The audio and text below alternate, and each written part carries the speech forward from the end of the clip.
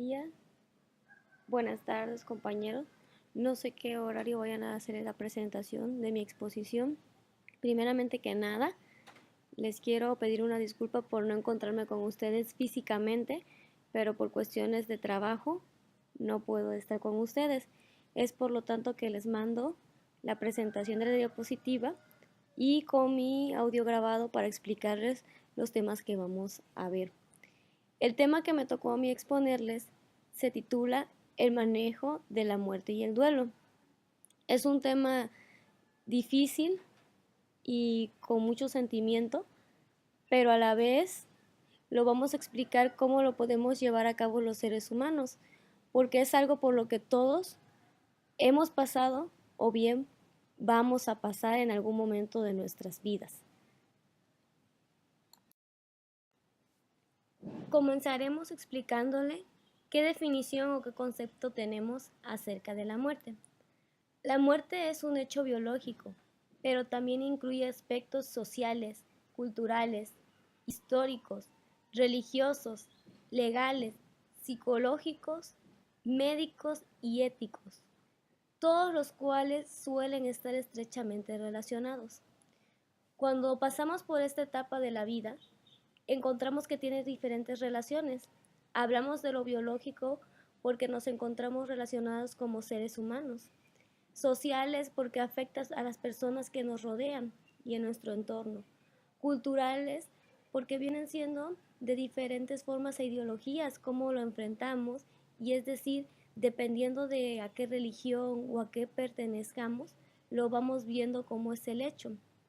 Es histórico porque algunos personajes trascienden y son históricos o reconocidos a través de los años, o bien cuando no es una persona reconocida históricamente como un personaje, es histórico para nuestra vida porque no lo podemos superar inmediatamente, sino que nos cuesta años, incluso mucho tiempo, y esta persona sigue presente todavía en nuestras vidas.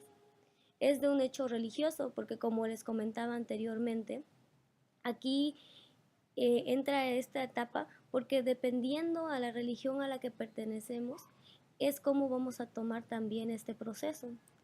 Es legal porque depende cómo ocurra este suceso, entra en este factor psicológico, cómo nos afecta tanto la persona que se ve de más, se podría decir, cercana a este acontecimiento, como a los que se encuentran también alrededor de los afectados.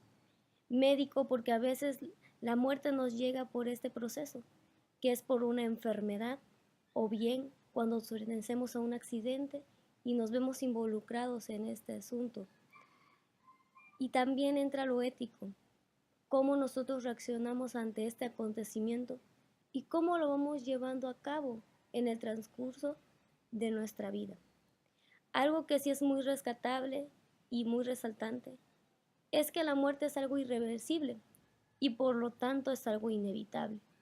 La muerte es algo irreversible porque una vez que ésta se suscita ya no podemos hacer absolutamente nada y también no podemos evitar que ésta pase o en algún momento de nuestras vidas vaya a ocurrir a quienes nos rodean o incluso a nosotros mismos.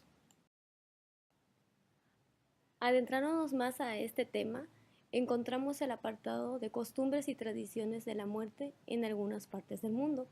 Como bien nos dice el subtítulo de este tema, muchos países, incluso muchos lugares o pueblos, cuentan con algunas costumbres y tradiciones cuando ocurre este acontecimiento de la muerte. Tenemos el ejemplo de los judíos. Los judíos, cuando se les presenta este acto de la muerte, ellos ocupan una semana de duración, es una semana de duelo, en el cual comparten recuerdos del fallecido y así llevan a cabo ese proceso de duelo. En cambio, en antigua Grecia, India y Nepal, la cremación es la práctica que en su mayoría practican. Y en México y Japón, las familias construyen en el hogar un altar donde le ofrecen ofrendas a sus fallecidos. Estos son algunos ejemplos de algunas partes del mundo cómo lo llevan a cabo. Pero si vemos nosotros, nos vamos a enfocar lo que es nuestro país. Dentro de nuestro país existen una infinidad de costumbres y tradiciones. No solamente es cuando se hace la ofrenda del Día de Muertos. Existen algunos lugares que se acostumbra que la persona es sepultada cuando considera el familiar que se le hizo la velación pertinente. Y bien después de esta, a los 9 días después del entierro, se le hace una misa y así sucesivamente los 40 días. Existen religiones que no ven bien la cremación en nuestro país, ya que consideran que la gente que se crema solamente se le hacía eso a las personas que antes eran consideradas brujas o bien que habían hecho un daño irreversible para la comunidad. Nuestro país cuenta con una tradición muy bonita, que es el Día de Muertos, donde cada año, ya sea el día primero que se le llama que es el Día de los Angelitos, que es el Día de los Niños o los inocentes que perdieron la vida, y el día 2, que es a nuestros fieles difuntos ya mayores, se les lleva flores y hay quienes les ofrendan comida o lo que más les gustaba al difunto. Es una tradición que se comenta y se dice que se ha ido perdiendo un poco a pasar de los años, ya que no la hemos ido transmitiendo a nuestras futuras generaciones y por lo tanto pasa a ser algo que ya no hemos llevado a cabo como era antiguamente. Hemos adoptado algunas otras tradiciones ajenas a nuestro país, pero bien, adentrándonos a lo que son las costumbres y tradiciones, en algunos otros lugares, o bien antiguamente, cuando por ejemplo se veía lo de los faraones, existía también lo que era la momificación o el embalsamiento. Se decía que se tenía que conservar el cuerpo tal cual, porque todavía se cree en la resurrección. Tienen esa idea, o bien también en la religión católica se lleva a cabo esa ideología, que algún día todas las personas que fallecieron van a resucitar y vaya a ser vaya al fin ya de ese mundo donde las personas ya no van a morir, sino que ya van a resucitar los muertos y vamos a tener otro tipo de vida. Se va a acabar la violencia y se va a acabar la maldad. Entre estas costumbres y tradiciones, también tenemos otras como lo son en la religión cristiana, que algunas personas comentan que ello es al revés. Cuando hay muerte, se dice que para ellos es como una serie de fiesta, pero no fiesta como nosotros tenemos ese, pues se puede decir significado, sino que se dice que ellos entienden que la persona trasciende a otra vida y está en mejores condiciones que donde nos encontrábamos en este mundo. Y cuando es nacimiento, ellos lo ven diferente, lo ven como algo de tristeza. ¿Por qué? Porque una persona lo ven como, lo consideran como si alguien viniera a pecar a este mundo. Dependiendo de la costumbre y la tradición que se tengan, ya sea en la familia, en la comunidad o al grupo al que pertenecemos, es como vamos a llevar a cabo este transcurso de la muerte. Existen historias de personas que han enfrentado un proceso que le conocen como de cara a cara con la propia muerte. ¿Cuándo ha ocurrido este factor? Hay personas que se encuentran al borde de la muerte o bien son declaradas como muertas e inesperadamente regresan nuevamente a la vida. Las personas que han pasado por este proceso comentan que han experimentado algo que es fuera de lo que han visto, fuera de lo común, y que son cosas inexplicables y sorprendentes. Existe quienes recuerdan lo que vieron o lo que ocurrió y personas que no tienen ni el más mínimo recuerdo sobre esto que sucedió. Las personas que han experimentado este suceso nos comentan que han visto una luz que ilumina un camino y ese te lleva a través de un túnel donde va uno caminando y donde vayas, conforme vayas avanzando, se va haciendo la luz y no puedes regresar a ver porque esto se va apagando. Existen otras versiones o historias que dicen que viene por ti un familiar o un ser querido y te va a llevar o te trasciende a un mundo mejor, donde no existe preocupación y solamente existe la paz.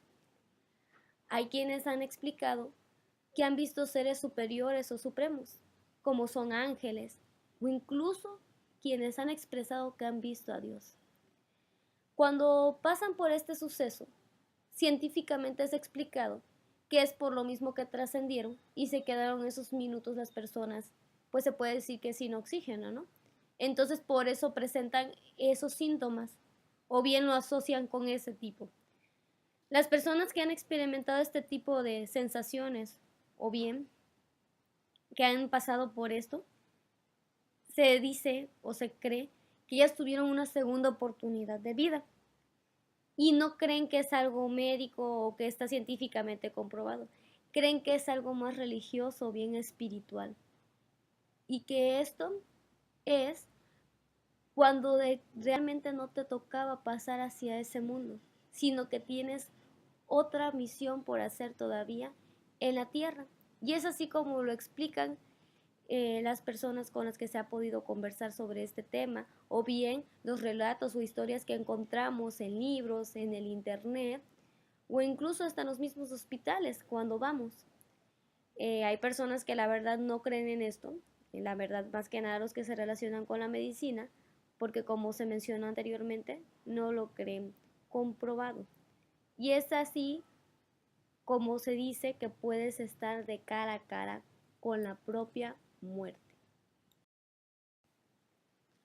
Con el paso del tiempo, se ha visto algo que es conocido como la revolución de la mortalidad.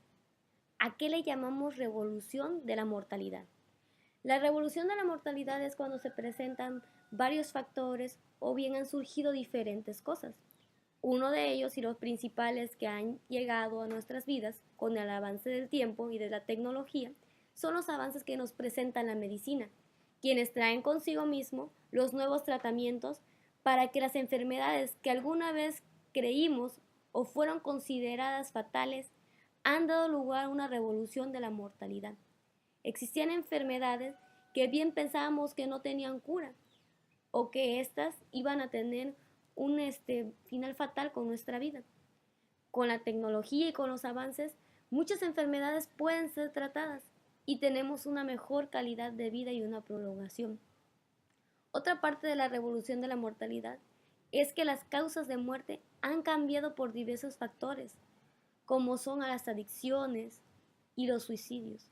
Sobre todo esto se presenta en la gente adolescente, los jóvenes, hoy en día se enfrentan a diferentes problemas y desgraciadamente, en muchos casos, la falta de atención de los padres son un factor determinante.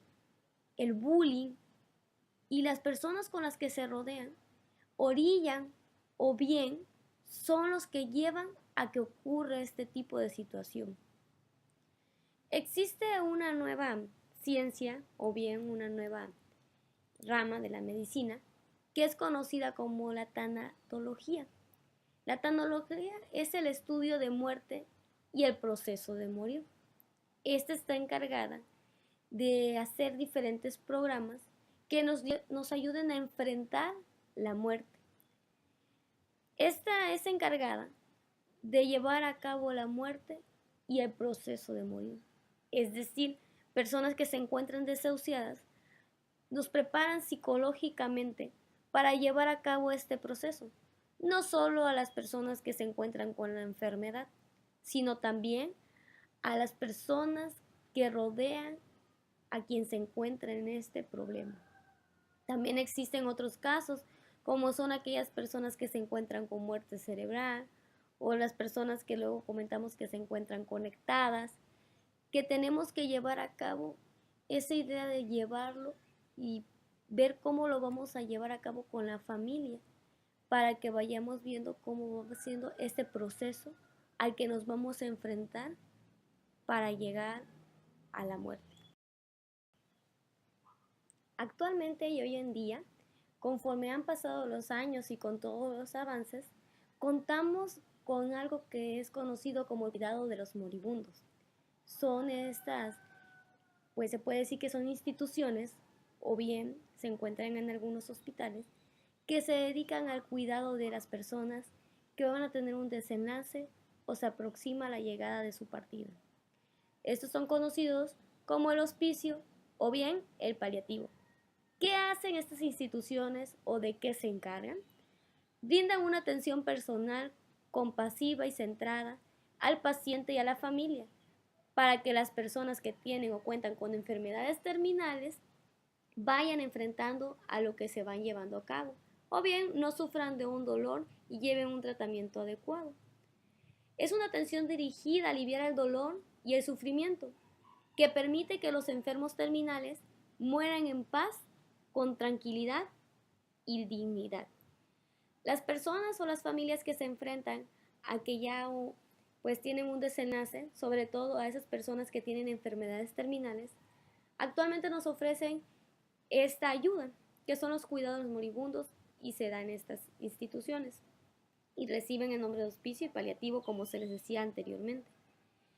Esto nos ayuda, nos brinda para que nosotros llevemos a cabo este proceso y estemos preparados cuando llegue esta situación, sobre todo más para los familiares, cuando hay niños de por medio pequeños que van relacionándose con esta situación, se les hacen visitas a las personas que están por llegar a su final. Sobre todo las personas o los pacientes que tienen una enfermedad terminal, se les hace un tratamiento, incluso se dice que ya no existe tanto dolor y se le da una atención y una calidad de vida mejor. Es como si se encontraran rodeados de amor y de sentimiento. Las personas que deciden asistir a esos cuidados que se dan en la actualidad, la verdad son muy pocas y sobre todo pues lo toman a cierto punto o grado de que lo ven a bien o a mal, dependiendo, volvemos a recaer en lo mismo, en otro factor que influye mucho, que es la religión, o bien por lo que estemos integrados en la sociedad a la que pertenecemos. La psiquiatra Elizabeth Kubler-Ross nos describe las etapas de la aceptación de la muerte. Ella nos comenta que son 5 etapas por las que pasamos los seres humanos cuando nos encontramos durante ese proceso. Las personas afectadas o bien dolidas pasamos por esto. La primera que se nos presenta es la negación. Cuando ocurre el suceso de la muerte, negamos a que nos esté pasando este acontecimiento y no podemos entender ni asimilamos que esto nos está ocurriendo y decimos, no me está pasando esto, o es un sueño, o no es lo que yo estoy viendo. Entramos al segundo proceso, etapa, que es la ira, cuando tenemos ese momento de coraje o sentimiento y empezamos en ese proceso de renegación y decimos, ¿por qué me ocurre a mí? ¿Por qué tuvo que pasar de esta forma? ¿Por qué murió de esa forma? ¿Por qué en este momento tan inesperado? ¿Por qué él? ¿Por qué no otra persona? Hay quienes comentan y dicen, ¿por qué se muere la gente buena y no la gente mala? Pasando a la tercera etapa, que es negociar por tiempo extra. Es cuando queremos regresar el tiempo y decimos, si yo hubiese hecho esto, no estaría ocurriendo esto. Un ejemplo es cuando pasan los accidentes. Si no me hubiese ido a esa hora, no hubiese pasado. El hubiera es algo que no existe y debemos de entenderlo. La cuarta etapa es la depresión. El ser humano entra en ese estado donde no podemos asimilar lo que nos está ocurriendo. Nos encerramos y no queremos salir de ese mundo de la soledad. Incluso nos rehusamos a recibir a las personas, a hablar con ellas, a salir, a escuchar razones, a recibir ayuda. Y llegamos a la quinta etapa, que es la aceptación. Al pasar un tiempo transcurrido, no es un día ni no, incluso son años, asimilamos y aceptamos que la persona no se encuentra con nosotros. Es algo con lo cual ya podemos comenzar a vivir y llevar a cabo lo que era nuestra vida cotidiana. Al aceptarlo, no quiere decir que dejemos al lado el dolor que sentimos, sino que llevamos esto todos los días y ese vacío, ese sentimiento lo tenemos.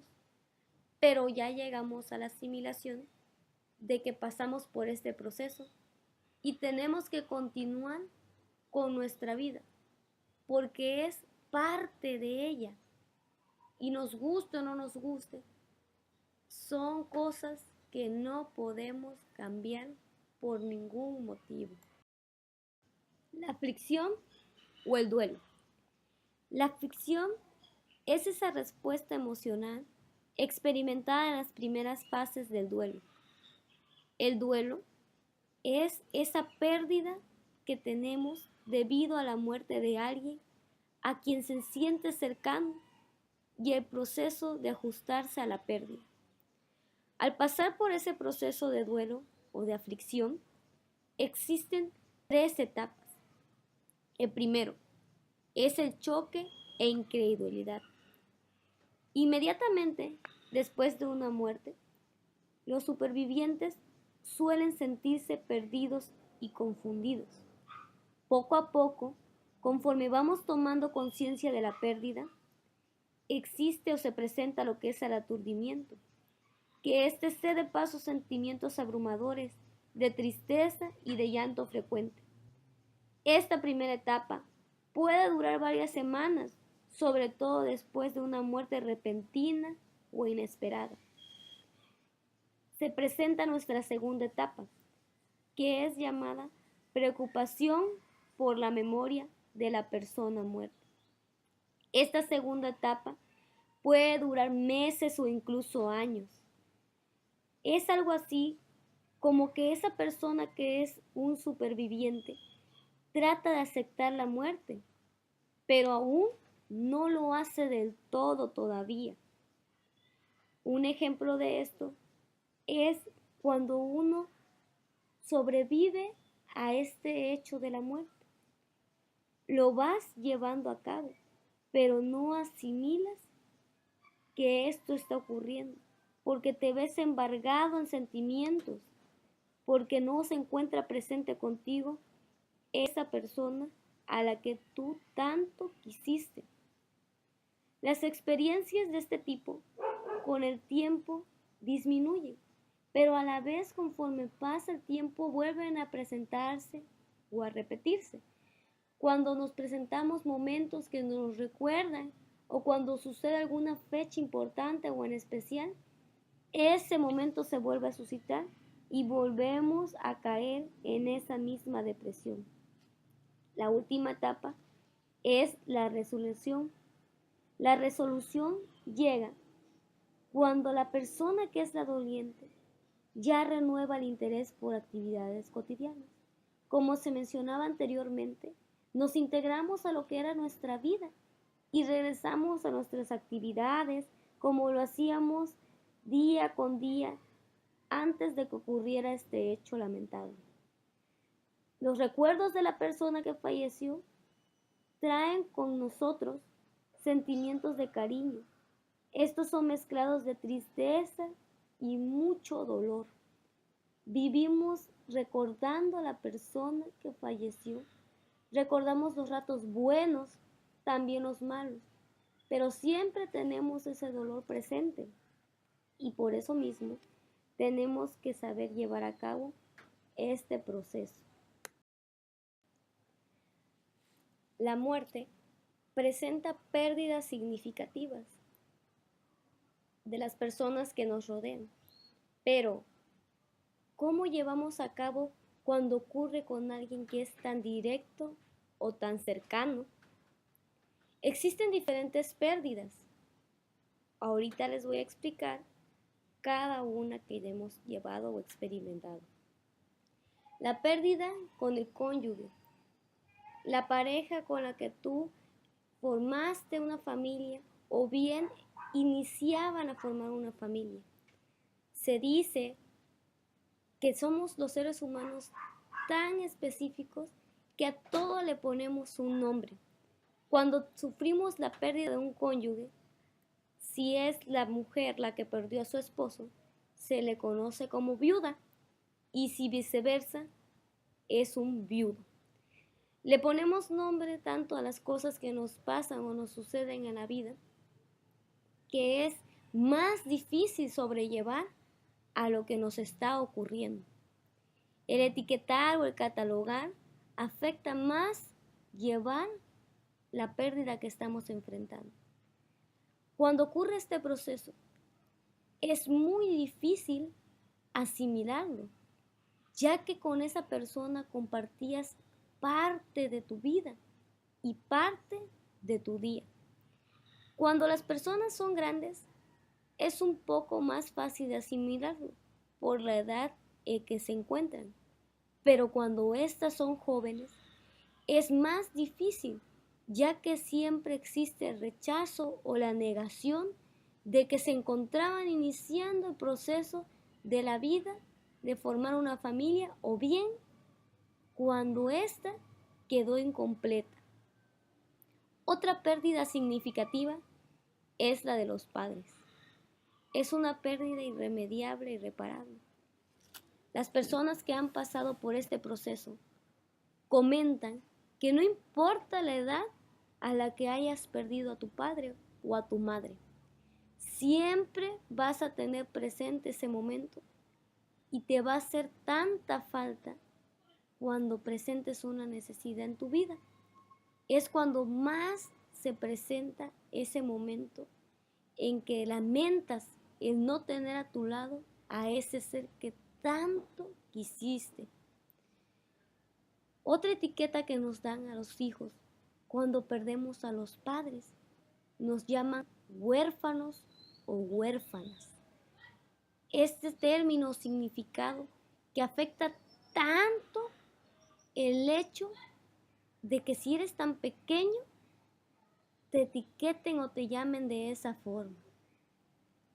Una pérdida significativa que, platicando con diferentes personas que han sufrido de pérdidas, han comentado en su mayoría que es la más difícil y la más dolorosa, es la pérdida de un hijo.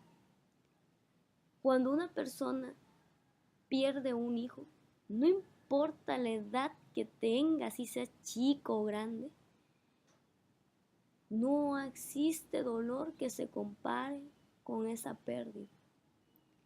Cuando llega un hijo a nuestras vidas, tenemos ese sentimiento de amor, de que le brindaremos un mundo lleno de cosas que nosotros queríamos o bien quisimos mejor que lo que nosotros deseábamos.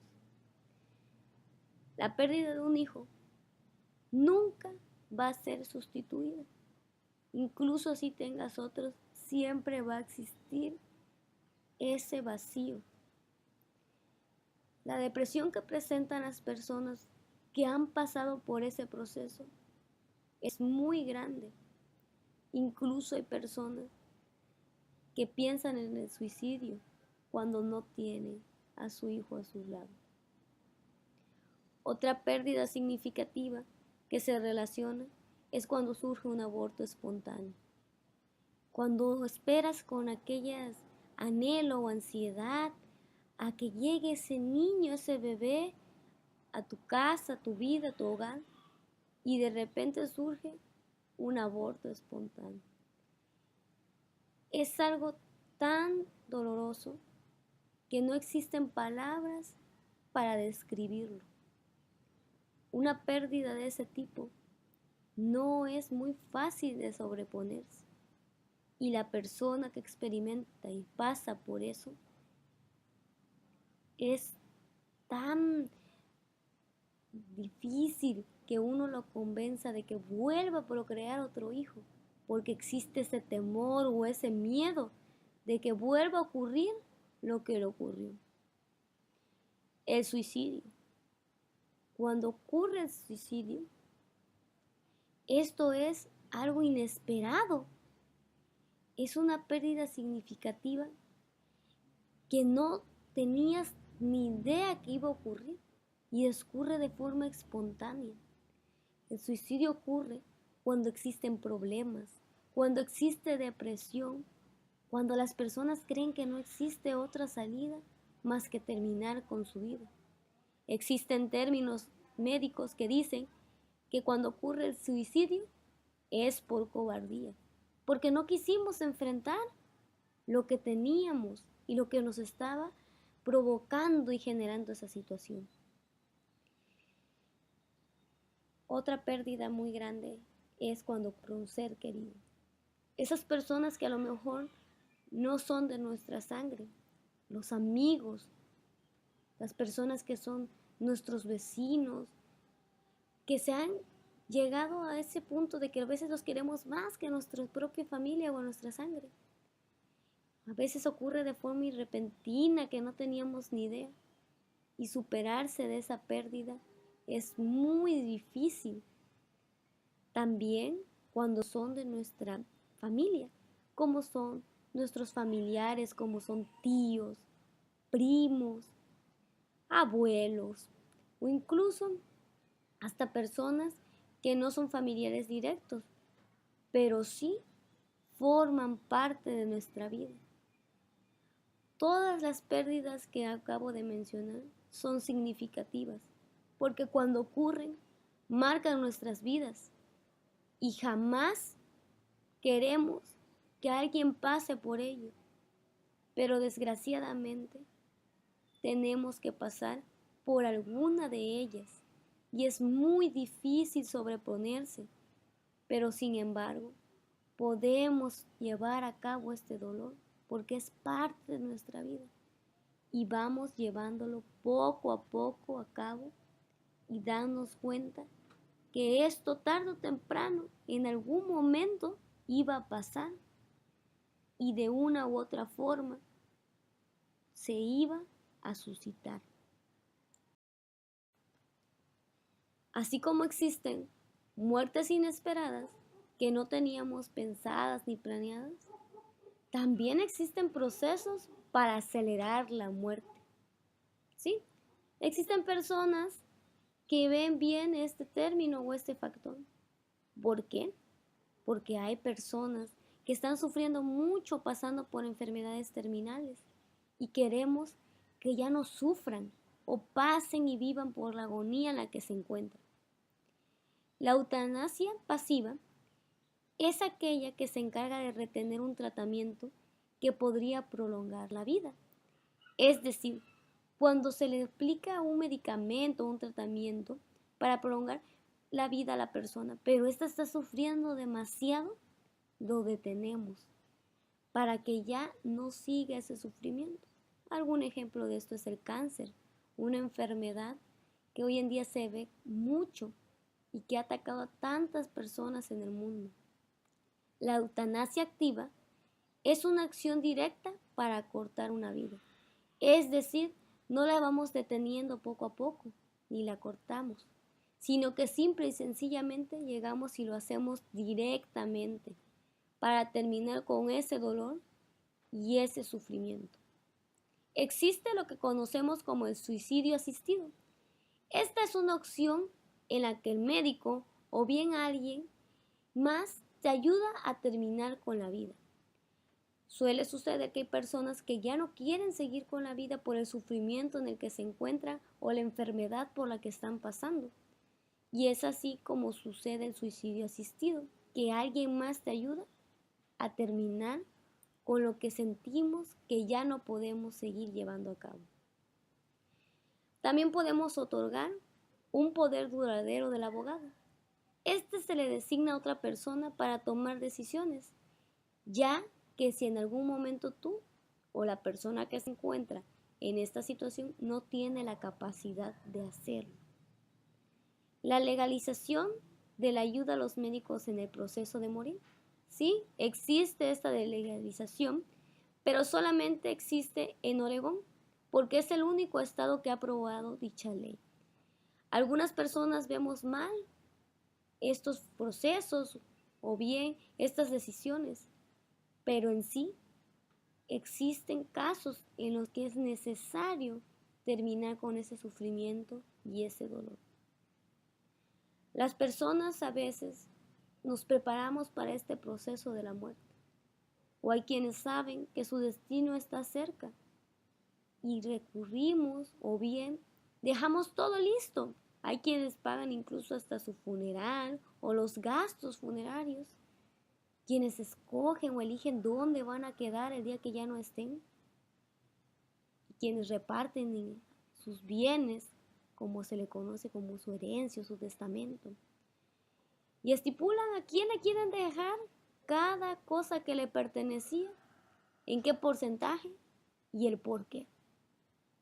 Y es así como se van preparando para este proceso de la muerte. Para dar fin a este tema, quise concluirlo o cerrarlo con un apartado que es cómo ayudar a alguien que ha perdido a un ser querido. Armé un collage con diferentes imágenes.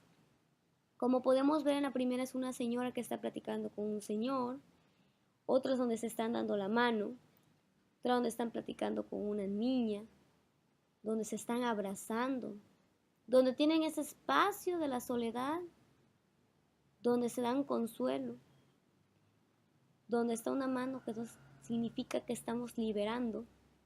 También la índole religiosa, depende de la religión que profesemos, donde creíamos que estábamos atados a algo y nos liberamos, donde ya al fin pasamos por ese proceso y nos liberamos, y donde después de tener un día oscuro, un proceso tan difícil, podemos volver a ver nuevamente el sol.